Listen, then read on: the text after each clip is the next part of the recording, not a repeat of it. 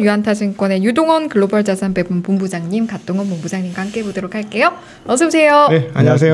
반갑습니다. 제가 유동원 본부장님 어떤 짤에서 봤어요. 그 삼성전자 그래프 이렇게 그려놓고 사람들이 일반 투자자를 현혹했다는 거예요. 그래서 아까 말씀하신 여러 사람 얼굴이 있어요. 거기 본부장님이 계셨나요? 거기 본부장님이 딱 있으면서 그래요. 근데 뭐 그 말은 틀린 거 아니다. 반도체 주식 너무 저평가다 이렇게 했던 거를 이제 삼성전자 얼마 한 7만 원대 중후반 정도의 얘기를 했다 하면서 거기 있더라고. 그래서 좀 부러웠습니다. 저는 아예 끼지도 못했어요. 거기에 제 얼굴이 아예 끼지를 못했어. 왜 그러세요? 본부장님 유명하신 거예요. 네. 핫하신. 저는 거기 안 끼고 싶은데 저는 국내 주식 추천하는 사람이 아니에요. 그러니까 아니 이분이 왜 미국 주식 주로 하시는데 왜 여기 들어와 있어 하는 생각이 들더라고요. 씹고 싶으셨겠죠. 아이고. 마음이 아프시겠. 근데 뭐 반도체 주식 뭐 ASML 같은 거 이번에 이제 실적 나오고 하는데 역시 뭐 내년도 또 좋고 그래야 되는 거잖아요. 그런 쪽은. 전문으로 하시는 해외 시장 이야기로 들어갈까요? 그러시죠. 네. 뭐 듣고 싶은 아니요. 네. 아까 반도체 말씀을 하셔서 제 시각은 변한 게 없어서 일단 그렇다라는 말씀과 함께 이번 주 미 증시 상황 좀 어떻게 보셨는지 들어볼게요. 그러죠. 우선은 굉장히 힘든 기간이 지났죠. 일주일 만에. 승자하세요, 승자. 저는 아직 승자가 안 됐거든. 한국 시장 반등을 얼마 안 했어. 아직 3천 원전이야. 저도 함께 들고 있다 보니 저는 이제 해외 시장으로 버티고 있어요. 그러시네. 네. 희소식은 덕분에 이제 가입하신 고객분님도 수익이 나시고 계시고 벌써. 그렇죠. 저점에 들어갔죠. 벌써 요번에 미국 시장이 빠지기 시작하기 전에, 그러니까 빠진 폭을 보시면 여기에 나와 있죠. 7.9% 빠졌었고 5.9% 빠졌죠. 그리고 또 제가 포트폴리오 구성 자체가 아무래도 성장주 비중이 더 높다 보니까 그죠? 더 많이 빠졌었어야 되는데 다행스럽게도 그 빠진 폭을 다 되돌리고 지금 이 고점보다 더 높은 수익률이 나기 시작했어요. 그거는 포트폴리오가 갑자기 좀 자랑하는 게 돼버렸는데 죄송합니다. 그런 의도는 아닙니다. 아니 본부장님 솔직히 까놓고 얘기해서 운이 좀 좋았던 거 아닙니까? 그럴 수도 있죠. 더 빠질 수도 있었어요. 우리 한국은 지금 12% 빠진 거예요. 저도 지금 형성된 자산들이 지금 4월 이후 자산들은 지금 마이너스인데 회복을 못하는 거예요. 그래요. 그러니까 국내 주식은 그래서 사실은 좀 약올라. 근데 지나가고 나니까 너무 이게 옛날이랑 똑같이 하는 거 아니에요? 어떤 게? 과거에 테이퍼 텐트럼 왔었을 때. 똑같지. 그건 맞죠. 그동안에 말씀하신 거하고 똑같은데. 근데 솔직히 말하자. 운용자끼리 솔직히 말하면 현금 너무 일찍 쐈잖아요. 좀 더 남겨두셨어야 되는데. 지난번에 와서 말씀하셨는데 저는 자신 있게 쏩니다. 딱 했는데 그 뒤에 2번 더 빠졌단 말이야. 그때는 사실 기분이 좋을 수가 없는. 아무리 내가 옳게 했다고 해도 그러니까 사실은 저보다는 운이 훨씬 좋으십니다. 그렇죠. 그 사이에 제가 뭘 조금 했어요. 뭘 조금 했는데 그래서 어쨌든 다행스러운 것은 그때 고점이, 그러니까 이거는 이제 저 수익률을 얘기하기, 랩 상품은 수익률을 얘기하기 어려우니까 안 되죠. 그러니까 빠지기 전 고점에서 지금 이 빠진 요 폭 정도보다 조금 덜 빠졌다가 지금 이제 그거를 뚫고 올라간 상태, 한 2% 정도 더. 그러니까 질렀으니까. 그러니까 질렀는데 더 빠졌었잖아요. 근데 이제 그 빠진 폭이 있었으니까, 그죠? 근데 그 후에 좀 빠지고 나서 들어왔으니까 이제 더 올라간 거죠. 그래서 뭐 다행히 포트 잘 짰다고 지금 자랑하시는 거예요. 그만 자랑하시고 빨리 다음 얘기하세요. 빨리. 오늘 또 약 올리시나 지금? 저 상당히 오늘 힘든 날인데. 네, 알겠습니다. 아이고. 정신 바짝 차리라고 지금 말씀하시는 거죠? 그래서 아무튼 지금 반등을 시작을 했고. 근데 이제 또 이게 쉽사리 또 쭉쭉 뻗어나가기도 좀 부담스러운 요즘에 또 움직임들이 나오고 있긴 하죠. 원자재 가격이 계속 올라가니까. 그 다음에 이제 국채 금리가 올라가는 폭이 좀 속도가 빠르니까. 그래서 전에도 보여드렸죠. 이거는 네. 테이퍼링 있을 때 5에서 10% 정도. 그다음에 이제 금리 인상하기 전에 한 10에서 20% 정도. 그리고 이제 다 끝나고 나서 미 연준이 금리를 다 올리고 나서 크게 부러지는 장이 올 거다. 네. 이게 이제 저희의 시나리오고 여기에 맞춰서 저희가 포트폴리오 구성을 하고 왔다 갔다 하는데 지금 현재 시점에서 여기서 여기 사이 이 사이가 옛날에는 2년 걸렸는데 1년 반에서 2년 정도 걸렸는데 네. 요번에는 좀 짧게 끝날 수도 있지 않을까라는 걱정을 자꾸 하게 만드는 거죠. 그게 이제 인플레이션 숫자 때문에 그런 겁니다. 그렇죠. 예, 그래서 그 부분을 다시 한번 선을 그어봤더니 이건 선긋기입니다. 예, 정답이 아니고요. 제가 생각하는 거는 이 빨간 선.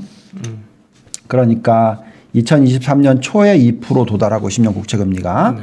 그다음에 2024년 초에 2.5% 도달하고 그래서 요 사이 이때 이제 금리를 올리기 시작할 거고 네. 그러면 결국은 요 부분쯤에서 한번 10에서 20% 정도 조정이 또 올 수 있지 않나 정도의 걱정인데 네. 문제는 최근에 금리가 좀 빠르게 올라가요.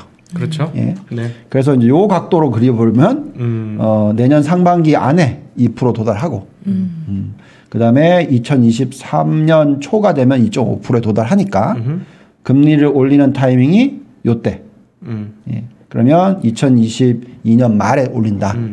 그러면 그 전에 한 3개월에서 6개월부터 조정이 있다고 하면 내년 2, 4분기부터는 조정이 온다. 네. 예. 그리고 그 조정의 규모가 10% 이상일 수도 있다. 이런 걱정이 있는 거죠. 네. 그래서 단기간에 그럼 도대체 얼마나 오르냐 하는 부분을 좀 잘 생각해야 되는데 네.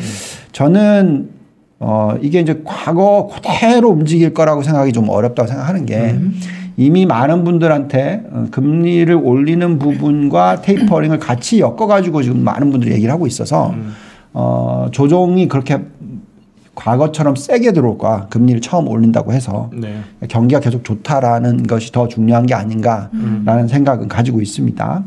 그렇지만 계절적인 요소로 봤었을 때 제가 대통령 임기 2년 차가 좀 안 좋은 장이다. 맞아요. 가장 퍼포먼스가 좀 약한 장이다. 그게 내년이잖아요. 그래서 미국 시장이 지금부터 내년 1, 4분기, 2, 4분기 초 정도까지는 굉장히 좋을 수 있으나 그런 좋은 시장이 한번 나오고 나면 조금 조심해야 될 것은 충분히 있다. 그 정도는 우리 감안하자라고 말씀을 드리고 있습니다. 근데 이제 길게 봤었을 때는 걱정하지 않은 게 좋겠다고 얘기하는 이유는 어쨌든 중간에 이렇게 한번 부러지는 장이 부러지기보다도 어쨌든 좀 제법 큰 조정이 있었지만 네. 테이퍼링 우려 바닥부터 고점까지 그러니까 금리를 다 올린 고점까지 S&P 500이 89% 올랐고 나스닥이 147% 올랐으니까 뭐 지금 이제 겨우 오르기 시작하게 나스닥이 6.7% 올랐거든요. 네. 이거의 절반만 오른다고 하더라도 예, 아직 한참 한 80% 계산하면 뭐 상당히 높은 편이잖아요. 그래서 길게 보더라도 걱정은 아직 하지 말자 정도로 좀 판단하고 있습니다. 자, 그래서 저희가 이제 잔존가치 모델이라는 것을 좋아하잖아요, 제가. 그래서 지금 현재 가지고 있는 잔존가치 모델이 보여주고 있는 어느 정도의 향후 6개월간 미국 증시가 상승을 할 수 있을지를 대충 계산해 봤더니 다우가 한 15% 정도 나오고요. S&P 500이 12% 정도 나오고 나스닥이 한 20% 정도 나옵니다. 근데 이제 중요한 것은 이게 잔존가치 모델이라는 것은 그 PBR을 가지고 그다음에 ROE를 가지고 그다음에 금리를 가지고 이렇게 계속 숫자가 업데이트되는 거거든요. 그러면 이제 올해가 지나고 나면 이제 당연히 북발류가 애드가 되고 자기 자본이 애드가 되니까 또 그 다음에 ROE로 또 시작하는 거예요. 그러면 이제 계속 이제 시간이 지날수록 상승 여력은 계속 늘어난다라는 거죠. 그래서 지금 1년 단위로 ROE를 계산했었을 때 S&P 500의 ROE가 20%가 좀 넘고 그다음에 나스닥의 ROE가 25%가 넘어요. 그러면 거기에 배당을 뺀다 하더라도 매년 10%대 중반에서 20% 가까이의 네. 상승이 더해지는 거죠.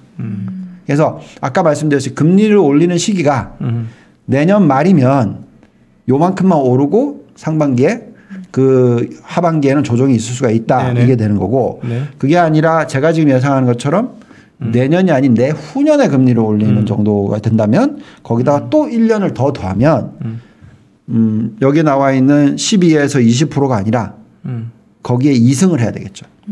예. 그러면 거의 30% 가까이에서 뭐 거의 뭐 40 몇 %까지 더 올라가고 좀 조정이 올 수가 있다. 이렇게 되는 거고 네. 그게 나중에 또 이제 금리 올리는 데까지 계산한다면 네. 미 연준이 금리를 올리기 시작하는데 옛날에는 3년 만에 2%를 올렸는데 이번에는 1년 만에 올린다 하더라도 또 1년을 더 해야 되잖아요. 예. 그러면 또 거기서 또 15%에서 20%가 또 늘어나니까 결국은 완전히 부러지는 장이 오기 전에 네. 시장은 아무리 못해도 S&P 개념으로는 한 30% 최소 뭐 많이는 거의 뭐 50% 이상 그다음에 나스닥 개념으로는 최소 뭐 45%에서 거의 뭐 7, 80% 이런 숫자가 나온다라는 거죠. 네네. 그래서 결국은 금리를 언제 올리느냐가 중요하고 언제 다 올리느냐가 중요하다라는 부분을 얘기를 해드리고 있습니다. 거기에서도 근데 하나 감안해야 될 게 이제 미국에서 그 법인세율이 올라가면 그 부분들은 조금 고려를 하고 있어야 될 것 같아요. 법인세 올라간 만큼의 그죠. EPS가 줄어드는 거니까. 네네. 네, 그 부분을 전에도 와서 계산을 해드렸죠. 법인세를 지금 현행에 에서 지금 바이든이 얘기하고 있는 수준으로 올리게 되면 네. 상승 여력이 떨어지는 폭이 일회성입니다. 이거는 예, 일회성이고 계속 애드가 되는 게 아니라 네. 전체의 S&P 같은 경우에는 한 10%대 초반. 많이 빠지네 생각보다요. 네. 네. 그 다음에 나스닥은 거의 한 15% 이상. 왜냐하면 더 이익이? 높은 ROE가 있으니까 더 이익이 더 높으니까. 그러니까? 예. 그러면 한 회 올라갈 거를 다 없애는 거죠. 그렇죠. 예. 네. 그래서 아까 말씀드렸듯이 올라가야 되는 폭이 30에서 뭐 45%라 그러면 그거를 한 단계 내려서 15에서 30% 이렇게 떨어지는 거죠. 네. 네. 네. 그렇게 감안하시면 될 것 같습니다. 네. 근데 제 판단에는 그거를 당장 하는 게 아니라 바이든이 정권에 있을 동안에 천천히 하는 거라서 네네. 그게 일회성이로 확 한번 하고 끝 이게 아니라 뭐 조금씩 영향을 미치는 그렇게 네. 계산하시는 게 맞을 것 같습니다. 자, 그 다음에 이제 우리가 그 상승 여력을 계산을 할 때 아까 말씀드렸던 것은 기업 실적을 가지고 얘기했고요. 네. 그죠? 그래서 ROE와 금리와 뭐 PBR을 가지고 계산하는 방법이었고 이번에 보는 거는 이제 전에도 여러 번 보여드렸던 거죠. 유동성 지표만 가지고. 이게 이제 제가 2008년도에 부러지는 장을 예견할 때 썼던 숫자예요. 그래서 그게 이제 시가총액 나누기 M2로 계산을 하는 거고요. 네. 지금 이제 다행스럽게도 금리를 빨리 올릴 것 같아 보이지 않는 게 M1 증가율과 M2 증가율이 이렇게 계속 떨어지는 게 아니라 이렇게 이제 바닥을 잡고 다시 살짝씩 상승하고 있어요. 예, 그래서 결국은 M2가 13% 늘어난다라는 얘기는 시장이 13% 정도 더 늘어날 수 있는 룸이 생긴다라는 거잖아요. 시가총액 나누기 M2니까. 그죠? 네. 저기 전년 대비입니까? 저 늘어난다는 게 네, 어떤? 작년 동기 대비. 네. 네. YOY입니다. 네. 네, 그래서 그 숫자로서 계산을 대충 했더니 내년도 2, 4분기에 꼭지를 한번 찍는다라고 계산했었을 때 그럼 이제 M2가 13%씩 늘어난다. 연간 단위로. 그래서 한 앞으로 6개월, 7개월 동안에 한 13%가 아니라 절반 정도가 늘어난다라고 계산하고 M2로서 계산했더니 결과값은 이렇게 나오더라고요. 나스닥이 20% 정도 오르고 S&P가 한 17% 정도 오를 수 있는 그러니까 유동성만 가지고 봤었을 때. 그래서 게다가 만약에 이제 실질적으로 계속 M2가 이렇게 늘어나면 또 금리를 올리기 전까지도 왜냐하면 매년 13%가 늘어나면 매년 또 복리로서 13%가 늘어나는 거잖아요. 그래서 그렇게 계산을 하더라도 아까 보여드렸던 펀디멘털적인 ROE와 그 PBR과 인트레스트 금리를 가지고 계산한 거하고 비슷한 숫자가 나온다. 그래서 이렇게 맞춰보면은 미국 증시는 매년 두 자릿수의 상승 여건이 생기는구나. 다른 변수가 없다면 그렇게 생각하시면 될 것 같습니다. 네네.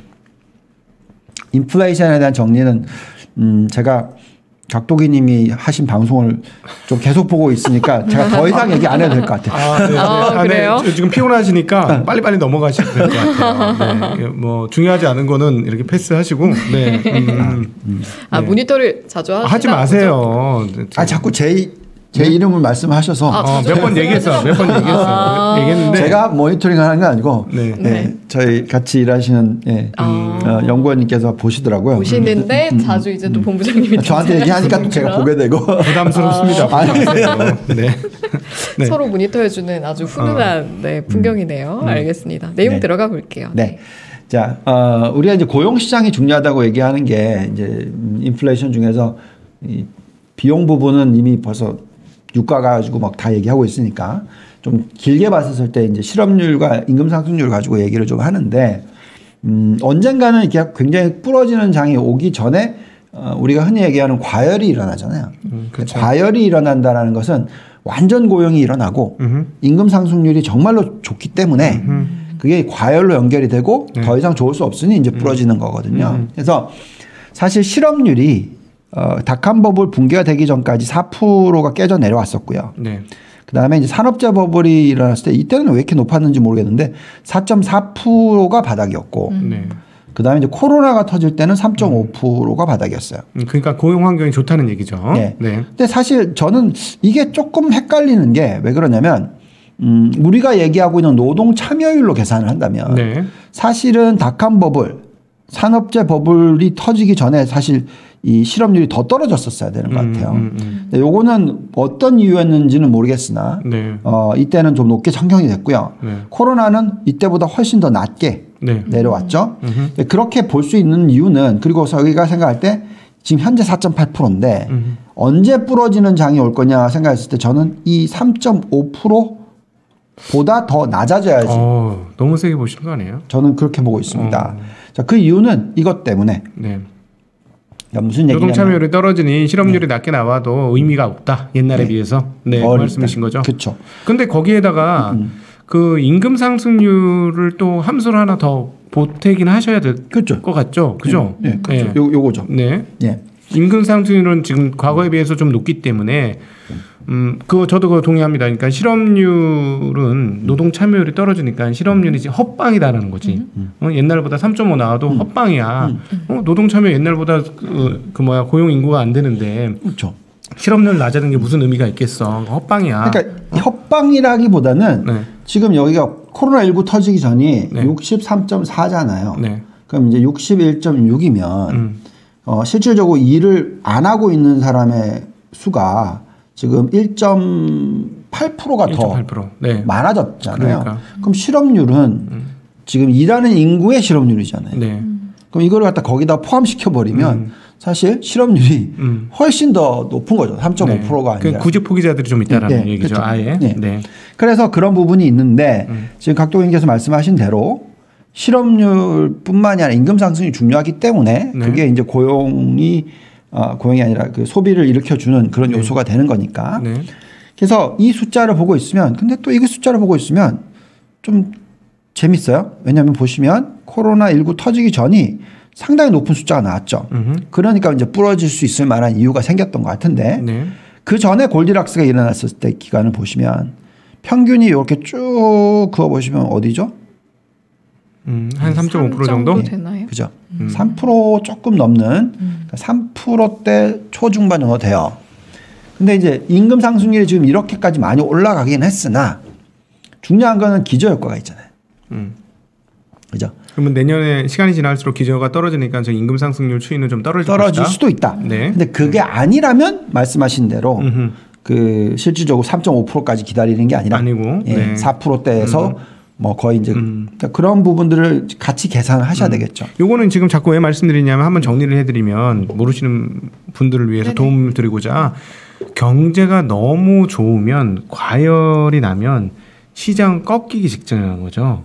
보통. 왜냐하면 이럴 때 경기가 과열일 때는 대출 부채도 많이 늘어나기 때문에 금융의 안정성이 점점 떨어지는 거예요. 그래서 그렇기 때문에 언제든지 위기가 발발할 수 있는 상황이 오는데 그 지금 몇 가지 지표들을 말씀해 주시는 거예요.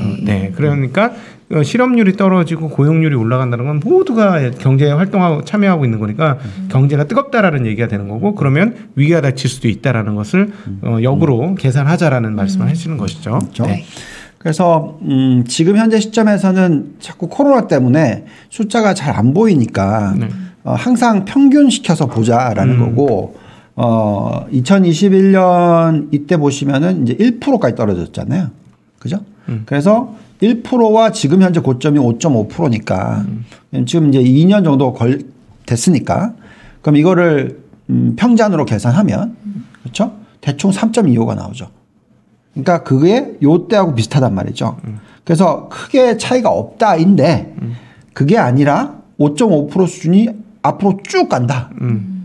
1년 동안 계속 간다. 네. 그럼 이건 완전히 올라가는 거잖아요. 네, 레벨업하는 네, 거잖아요. 그래서 그것까지 감안한다면 그때는 조심하기 시작해야 되는 부분이 또 네. 나올 수가 있는 거죠. 근데 중요한 거는 임금 상승률이 매년 5.5%가 나오는 기간이 앞으로 1년 내지 2년이 이어지면 소비가 얼마나 좋겠어요.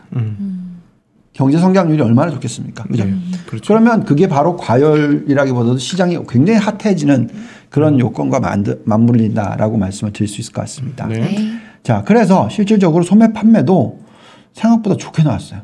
그죠?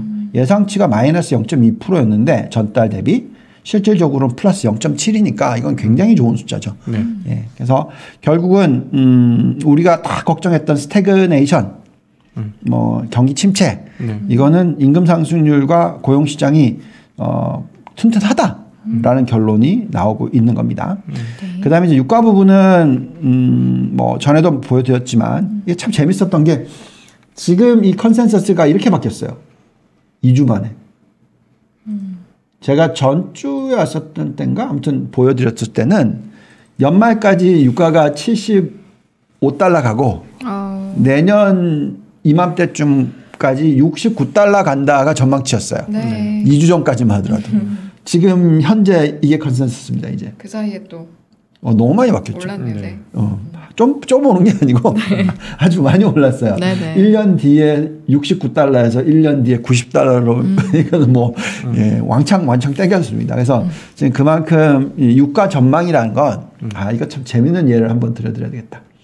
제가 모건 스탠리에서 일을 할 때 가장 제가 참 좋아했던 전략가고 펀드 매니저가 있었는데 돌아가신 지 얼마 안 되셨습니다만 그분이 이제 금융위기 때 뭐 좋은 얘기도 많이 해주셨던 분이고 그러니까 발턴 빅스라는 분이 계세요.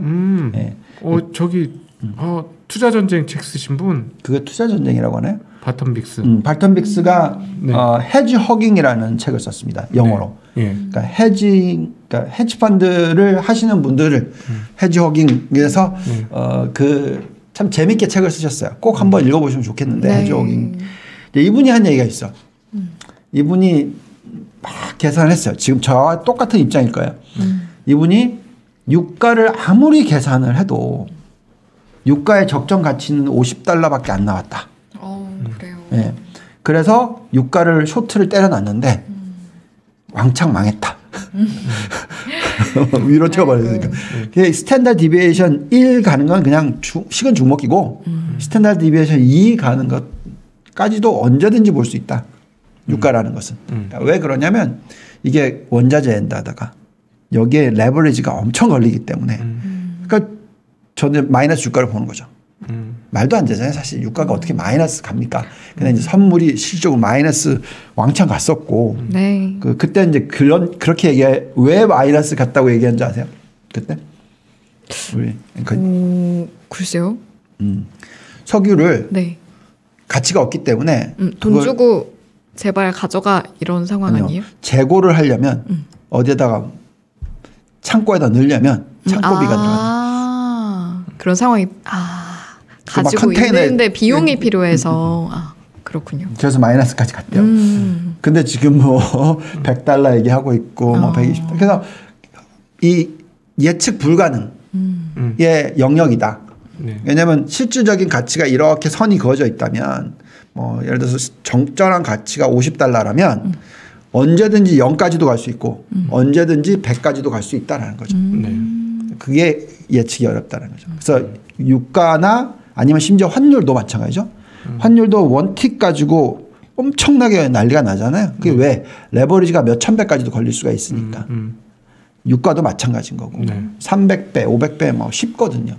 예, 그래서 유가의 전망이라는 것은 뭐 그걸 한다는 것 자체가 저는 어렵다고 생각하고요. 그렇죠. 저희는 어떻게 얘기하냐면 유가에 직접 투자를 하는 것은 굉장히 단타. 근데 유가 관련된 기업에 투자하는 것은 우리가 얘기하고 있는 적정 가치로서 계산할 수가 있다. 그렇죠. 예. 이 규모라는 게 나오니까. 네. 바텀 믹스 투자 전쟁 맞아요. 그 네, 말씀하신 해지 허깅. 해지 허깅 투자 전쟁입니까? 아, 네. 네. 절판입니다. 네. 네. 절판입니다. 네, 절판입니다. 아, 그렇습니까? 네. 네. 그래서 어쨌든 근데 이제 중요한 것은 펀더멘탈로 볼 때는 우리는 수요와 공급으로 보는데 어쨌든 지금 재고가 늘고 있어요. 그다음에 리그 카운트도 늘고 있습니다. 네. 445개. 예, 지난주도 12개나 늘었어요. 네. 그러면 맞아. 매주 10개씩 433개였어. 예. 네. 12개가 늘고 있다는 것은 한 주에 12개가 늘었다는 거죠. 네. 그러면 50주면은 뭐 52주면 예, 500개 넘게 늘어나는 거니까. 그죠? 그러면 850개 뚫겠네. 그죠? 그러면 당연히 유가는 그때 수준보다는 더 낮아지겠죠. 예. 그때가 77달러였으니까. 그래서 저는 어쨌든 지금 수요와 공급으로 놓고 보면 유가가 지금 이렇게까지 올라갈 수 있을까? 근데 계속 올라가. 그러니까 똑같은 얘기입니다. 벌턴 빅스가 그분의 제 기억으로는 그때 모건 스탠리 전략 끝내고 나서 헤지펀드를 론칭하셨는데 바로 4조가 모였고 그분이 몇 조의 뭐 아무튼 돈을 버셨던 분인데도 대단하네요. 예. 그 유가는 예, 신의 영역이다라고 그 해지 허깅 책에 보시면 네. 그런 얘기가 있습니다. 네. 예, 저도 못 맞춥니다. 예, 뭐 인정할게요. 네. 그래서 중요한 것은 이제 인플레이션 예상치를 봤었을 때는 과거에 2004년, 2006년 금리 올렸던 시기 그리고 2011년에 중국 그 엄청난 투자가 일어났던 시기 대비해서는 낮지만 그래도 이때 그 지난 2017년, 18년 때보다는 높아지고 있다. 예, 그래서 과거 사이클하고 비교했었을 때 산업재 버블까지는 아니지만 골디락스 구간보다는 높은 인플레이션과 원자재 가격과 또 금리 인상 스케줄을 예상을 해야 되고 네. 그래서 전에는 테이퍼링부터 금리 인상까지 2년, 그다음에 금리 인상부터 금리 고점까지는 3년, 네. 총 5년의 시간이 걸렸다면 네. 이번에는 그것보다는 짧게? 보는 게 맞다라고 지금 얘기를 해드리고 있는 거고요. 지금 컨센서스는 생산자 물가지수가 1년 뒤에 안정을 찾을 거다. 그다음에 소비자 물가지수도 1년 뒤에 안정을 찾을 것이다. 라고 지금은 예측이 되고 있습니다. 네. 그다음에 아직까지 스태그네이션에 대한 걱정을 하지 말자라고 말씀을 드리는 이유는 이 장단기 금리 차가 계속 유지가 되고 있는 상황에서 여신 증가율 즉 대출이 늘어나고 있으니까 그 정도의 대출 증가율이 일어날 때는 경제 성장률이 마이너스나 뭐 아주 저성장으로 가지 않는다. 대출이 늘어나고 있는 만큼 경제 성장률은 항상 일어날 수 있다라고 생각하시는 게 중요하겠습니다. 네. 자, 그래서 그러면 이제 언제 차익 실현을 할까? 이 얘기는 정말 많이 했기 때문에 빨리빨리 넘어갈게요. 네, 빨리빨리 넘어가요. 네. 빅스 지수 우리 네. 전에 얘기했던 거 10위까지 그다음에 공포와 탐욕 지수 순식간에 올라갔어요. 이거 네. 한 주 만에. 이건 근데 67. 신뢰성이 좀 떨어진 것 같아요. 갑자기 탐욕 넘어갔어. 네. 67 네. 벌써 80까지 네. 하나만 보지 마시고 지금 계속 말씀드린 것 중에 6개 중에서 뭐 3, 4개는 다 확인하고 예, 고점이라고 생각합시다. 그래서 공포와 탐욕 지수 80 그다음에 이제 M2 증가율 M2 증가율이 과거에 부러지기 전에 다 한 자릿수로 내려왔었고 그죠? 지금 현재 13%고 한 7% 정도 내려오면 걱정하자. M2 증가율이라는 것은 공급이 안 된다는 거죠. 돈이 시중에. 그러니까 우리가 그 보통 이제 리서치를 하시는 분들이 네. 특히 이제 투자 전략을 오래 하신 분들은 네. 한마디로 말해서 별짓을 다 해요. 그러니까 뭔가 예측을 해보기 싶어 해야 되니까 시장의 방향성을 예측해야 되는 게 전략가잖아요. 네. 그래서 이제 보통 뭐 예를 들어서 PER이 몇 배, 뭐 PBR이 몇 배, 네. 뭐 아니면 이익 증가율이 얼마. 그래서 이런 여러 가지 지표들이 있잖아요. 네. 그래서 제가 기억하기로는 그때 2000년부터 5년 요 사이에 정말 별의별 변수를 가지고 다 리그레션을 돌렸던 것 같아요. 네네. 그 중에 굉장히 predictability, 그러니까 예측 퍼센티지가 통계학적으로 R 스퀘어가 7 넘어가면 네. 예, 70% 넘어가면 상당히 높은 거잖아요. 네네. 그래서 그 넘어가는 것 중에 하나가 뭐냐? M2 증가율이. 그러니까 M2 증가율이 쭉 올라가고 있으면 시장은 부러지지 않고 네. 올라가고 M2 증가율이 상당히 높은 수준에 유지가 되면 괜찮고. 괜찮은데. 근데 이게 하락하면서 한 자릿수로 떨어지고 뚝 떨어지고 있다. 네. 그럼 이제 이런 모습이 나오면 깨진다라는 거죠. 네. 근데 지금 많이 떨어졌어요. 근데 이제 옛날 고점보다도 높아요 아직. 그러니까 이거는 7% 정도 될 때까지 기다리자. 네. 그래서 우리가 이걸 모델링을 해서 돌려봤더니 지금은 비싸 보이지는 않는다라는 네. 게 중요한 것 같고요. 그 다음에 이제 많은 분들께서 경기 선행 지표 얘기 많이 했고요. 그죠? 경기 선행 지표가 꺾여 내려오는 거 불안해요. 사실. 네. 네. 왜냐하면 어쨌든 꼭지 찍고 내려오니까 네. 모멘텀 자체가 이제 꺾이니까 안 좋은 얘기들 하실 겁니다. 그런데 정말로 그것 때문에 시장이 뭐 조정이 한 5% 10% 많이 보면 20% 정도는 가능할 수는 있으나 정말 부러지는 장 우리가 얘기하는 뭐 30%대 이상 뭐 50% 하락 이런 장이 나오려면 네. 정말 이런 모습이 나와야 된다는 거죠. 이런 식으로. 네. 그래서 100 밑으로 떨어지고 그러니까 100이 뭐죠? 기준점이 경기 확장과 경기 네. 위축. 예. 그래서 100 이하로 떨어지면 이제 경기가 위축된다라는 얘기니까. 그래서 그런 숫자가 나오기 시작해야지 걱정하는 거죠. 예. 그죠? 좋네요. 저는 이렇게 따로 안 펼쳐보고 이렇게 일주일에 한 번씩 체크해 주시니까 너무 좋은데요? 편해. 만족도가 굉장히 높으시네요. 네. 네. 네, 알겠습니다. 네. 네. 자, 그 다음에 이제 이익 모멘텀인데, 네. 실적 발표가 제가 그랬잖아요. 그 공백 기간 동안에는 흔들 수 있으나 네. 실적이 발표되기 시작하면 실적이 예상보다 좋으면 이거 참 흔들기 어렵다. 근데 우리나라는 참 쉽더라고요, 이게. 네, 왜 그런지 모르겠습니다만. 네. 항상 실적이 좋게 나오면 다음 분기는 더 안 좋을 거야. 네, 넘어가시죠. 네, 넘어가시죠. 네, 네. 네, 아무튼. 자, 그래서 미국 기업 실적이 발표가 되기 시작했어요. 이제 딱 일주일 좀 넘었습니다. 근데 이제 얼마나 발표했냐면, 이게 며칠 전까지였고, 지금까지 벌써 한 10% 정도 발표한 것 같아요. 네. 네, S&P 500 중에서. 근데 이제 발표 기업들의 82%가 또 예상치보다 높아요. 네. 전 분기가 역대 최고의 실적 발표였는데, 네. 2, 4분기가. 그때 제 기억으로는 87%가 예상보다 좋았고, 그 다음에 예상치 대비해서 그때가 한 17% 좋았어요. 네. 사실 17%라는 건 어마무지한 거죠. 예. EPS가 예를 들어서 100일 줄 알았는데 117이었다니까. 근데 이번 분기도 만만치 않아요. 물론 당연히 전 분기보다 떨어집니다. 왜냐하면 당연히 이제 비용이 많이 올라갔으니까. 네. 그래도 82%가 예상치 상회고 예상치 대비해서 14.7%나 상회. 네. 게다가 작년 3, 4분기는 기저효과가 낮지 않아요. 기저효과가 없어요. 네. 근데도 작년 3, 4분기 대비해서 30%나 증가하고 있습니다. 그러니까 미국 실적은 참 대단하다. 그러니까요. 그럼요, 본부장님. 저희가 이쯤에서 포트폴리오 구성 어떻게 할지 결론을 좀 낸 다음에 저는 중국 증시 오늘 또 주제 같이 가져오신 것 중에 하나가 네. 지금 중국 증시에 투자할 때인지 이거잖아요. 이 내용도 좀 듣고 싶더라고요. 알겠습니다. 네, 한번 자, 그래서 볼게요. 네. 장단금리차 0% 돼야지 팔아야 된다. 이것도 아시겠고, 그죠? 그래서 그것까지 넘어가고요. 다시 벌어졌죠, 네. 최근에. 네, 항상. 자, 글로벌 포트폴리오 구성은 이렇게 하고 있습니다. 성장주 70, 60에서 70, 가치주 30에서 40. 네. 그 다음에 이제 반도체, 바이오 헬스케어, 신재생에너지 25, 15, 20. 그 다음에 이제 가치 중에서 산업재, 화석연료에너지, 원자재, 소비재, 금융. 예, 이렇게 포트폴리오 구성을 하고요. 만약에 이 지금 퍼센티지는 성장주 60, 가치주 40으로 계산해 놓은 거예요. 근데 70으로 가져가고 싶다. 나는 그래도 테슬라 같은 종목이 더 좋아. 가치주 별로야. 난 성장주 더 살래. 그런 분들의 입장에서는 70%를 가져가신다면 그 10%를 여기다가 더 하셔야 되죠. 퍼센티지만큼. 네. 그 다음에 가치주에서는 10%를 빼셔야 되죠. 퍼센티지만큼. 예, 그렇게 생각하시고. 아, 근데 나는 성장주 이제 너무 많이 오른 것 같아. 난 그래도 원자재랑 이런 가치주가 더 좋아.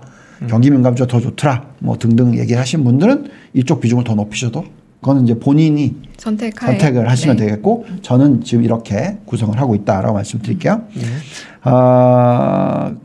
그다음에 자 이제 그 중국으로 넘어가기 전에 비트코인 살짝 비트코인 드디어 저 ETF가 만들어질 때까지는 올라갈 거다.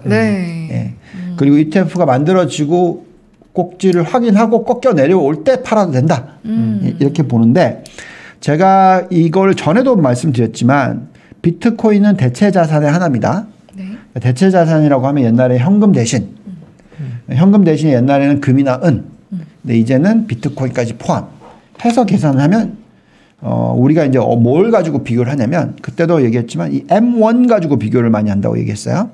그러니까 M1이 늘어나는 속도가 높으면 높을수록 그렇죠? 금이나 은이나 대체 자산의 가치가 높아질 확률이 높다. 왜냐하면 화폐의 가치가 떨어지니까. 그러니까 M1이 늘어난다는 것은 돈을 더 많이 찍어낸다라는 거고 그럼 내가 가만히 들고 있으면 그 가치가 M1 증가한 것만큼 떨어진다는 거죠. 그러니 대신에 그거를 대체 자산으로 들어가야 된다라고 계산한다면 이런 숫자가 나오더라고요. 자, 금이 연초 대비해서 지금까지 마이너스 5.8%.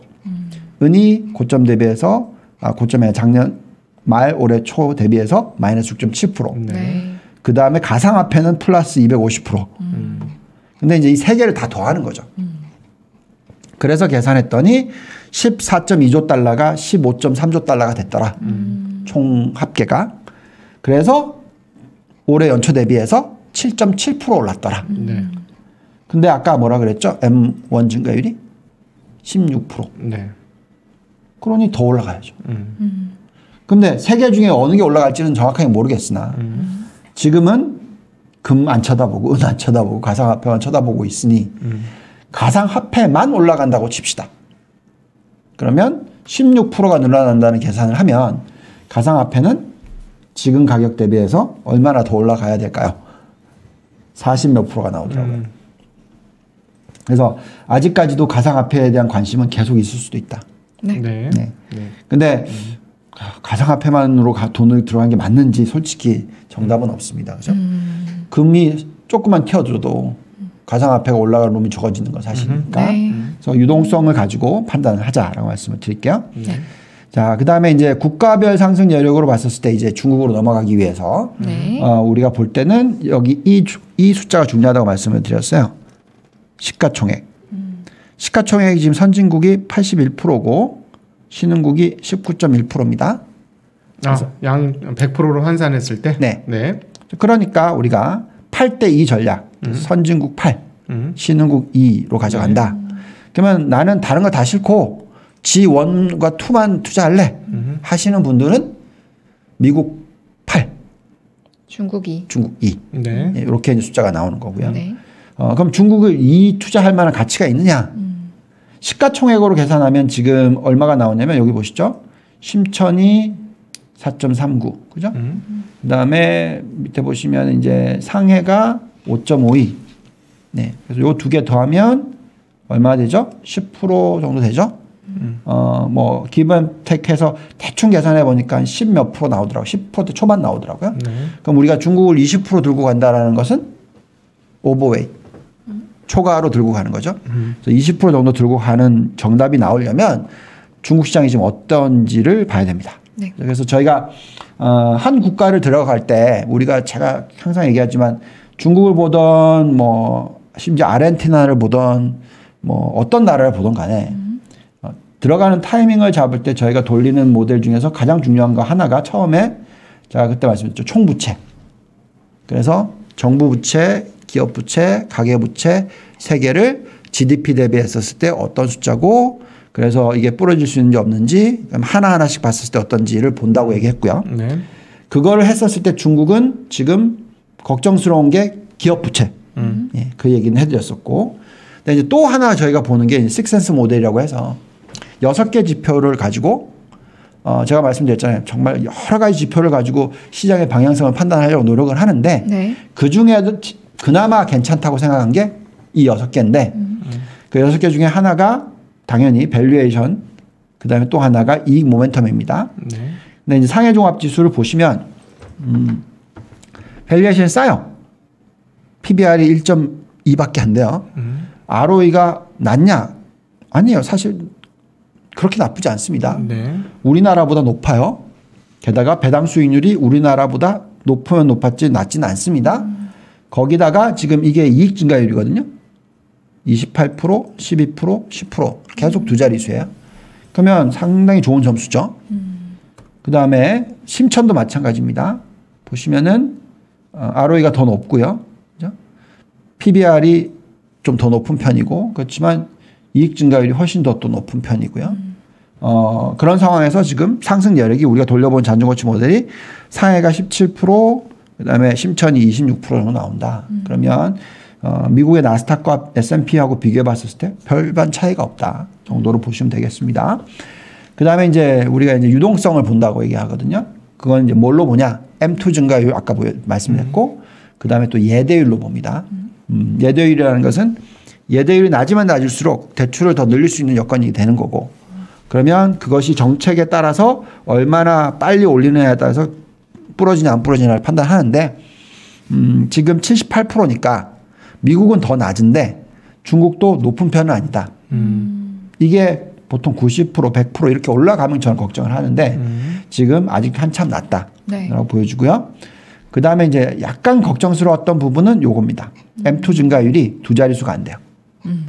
그만큼 전에 각동희님과 이 얘기 했던 것 같은데 미국은 안 풀고 있는 거죠. 네, 중국은 안 풀고 있는 거죠. 중국은 안 풀고 있는 네. 거죠. 그래서 그렇지만 그래도 딱 8% 정도 예, 아주 컨트롤을 많이 하고 있는 거예요. 그래서 오늘 안 그래도 앞으로 뭐 고객이 될 만한 중국 분들 그다음에 중국계 미국분 아니고 만나 뵀는데 네. 그분들이 얘기하는 게 지금 중국은 정말 규제와 컨트롤이 심하대요. 네. 그래요. 그래서 근데 이제 어느 시점부터 풀릴 수가 있다라는 거죠. 그게 중요한 거고. 그다음에 이제 중국의 경기 선행 지표는 그렇게 타이트하게 하는데도 100 위에서 있습니다. 예. 그다음에 시가총액으로 계산했었을 때는 지금 GDP의 68% 수준. 미국은 뭐 아시지만 네. 그래서 상당히 낮네요. GDP 대비는 네, 네. 낮습니다. 네. 그다음에 정부 부채 비율이 많이 올라오긴 했으나 아직까지 66.8%고요. 미국은 지금 120% 얘기하고 있잖아요. 2배 수준이다 얘기해드리겠고 금리가 지금 3% 수준이고 상대적으로 이게 최근에 좀 올라왔지만 그렇게 많이 오른 건 아니고요. 향후에 또 다시 떨어질 수 있는 가능성이 충분히 있습니다. 이거는 이제 헝다그룹이나 이런 캐시플로우, 리퀴디티 유동성 문제가 좀 해결됐을 때 그런 모습이 나올 거고요. 그 다음에 이제 중국의 실업률. 제가 항상 얘기했지만 실업률이 많이 떨어지고 나서 과열이라고 생각하는데 아직 더 떨어져야죠. 예. 어느 정도까지를 기준으로 보세요? 여기 4% 정도 나오잖아요. 4% 정도. 지금 현재 5% 밑으로 살짝 떨어졌습니다. 그 다음에 이제 소매 판매 증가율이 너무 낮아요. 네. 예. 정말 나중에 중국이 부러지는 타이밍은 이게 확 올라가고 나서일 겁니다. 예. 당연히 내수 시장을 많이 키워야 되는데 참 중국이 잘 재요. 그러니까 전 세계와 미국이 원하는 것은 네. 예, 중국의 소매 판매 증가율이 막 두 자릿수로 막 나오는 거. 그러면서 내수 시장이 확 커지는 거. 네. 여기서 이제 자기네들이 먹을 게 좀 생겨야 되는데 중국이 이런 식으로 컨트롤하니까 예, 참 예, 힘듭니다. 예. 그다음에 더 힘든 거는 그게 당연히 그렇죠. 보세요. 가계부채 비율을 이렇게 쫙 올라가다가 네. 최근에 딱 컨트롤하잖아요. 그러네요. 딱 일정선에서 제어를 하고 있죠. 네. 부동산 막은 보이네요. 것도 저것 때문이고. 네. 네. 그러니까 솔직히 아직 거품이 아닌데 거품이 올까봐 막은 거죠. 그렇죠. 네. 그리고 주택 가격도 사실 이렇게 올라가는 걸 안 보고 이렇게 올라갔다가 다시 꺾였죠. 근데 또 이런 숫자는 안 보는 거죠. 마이너스는. 왜냐면 사실 부동산 가격이 마이너스 가버리면 이제 큰일 나니까. 네. 상당히 안정적인 모습으로서 컨트롤하려고 하는 모습들이 나오고 있습니다. 자, 그 다음에 이제 유동성 부여도 보시면은 리포를 이용하죠. M2보다는. 그래서 이렇게 확 당겼다가 그 코로나 터졌을 때는. 근데 지금은 보시면 거의 뭐 네. 그렇죠? 네. 게다가 대출 증가율도 안 올라가요. 이렇게 안 튀어요. 이렇게 딱 12%. 그러면 이제 GDP 성장률 5%에서 7% 정도 서포트할 수 있는 정도. 그러니까 참 컨트롤 약간 컨트롤 중독인 것 같아요. 중국은. 게다가 또 이 LPR 금리도 그죠? 떨어뜨렸는데 미국처럼 팍팍 안 떨어뜨리죠. 네. 왜냐하면 자금이 유출될까봐 그렇게 보시는 것 같고 PMI도 많이 떨어졌는데 최근에 다시 올라와서 51%로 올랐습니다. 건판 지수로. 네. 자, 그래서 이렇게 6가지 지표를 가지고 대충 보니까 중국이 주식시장으로 놓고 봤을 때는 매력도가 충분히 있다. 네. 네. 저희가 이 총점이 6점까지 나오는데 플러스 6점.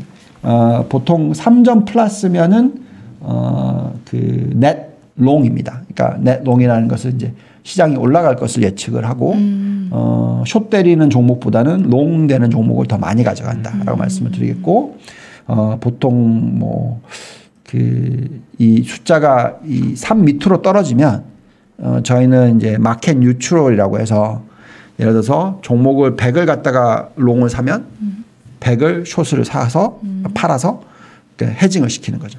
시장 방향성을. 근데 이 숫자가 이렇게 플러스 4가 나올 때는 숏 비중을 많이 낮추고 거의 대부분 롱으로 가져가는. 3을 기준으로 해서 그거보다 높은지 낮은지가 네. 기준이네요. 네. 근데 만약에 마이너스 3으로 갔다. 네.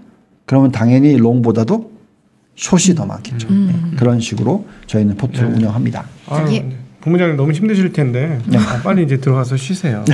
네. 오늘 굉장히 애 많이 쓰셨는데 네. 네. 오늘도 좋은 정보들 그리고 좋은 내용들을 저희 투자자한테 알려주셔서 참 감사하고 저도 손 안 대고 코를 좀 푸는 게 있는 것 같아서 그것도 네. 감사하고 그렇습니다. 네. 알겠습니다. 중국 시장 요즘에 좀 괜찮습니다. 네. 중국 시장 수익률 많이 올라가고 있습니다 지금. 네.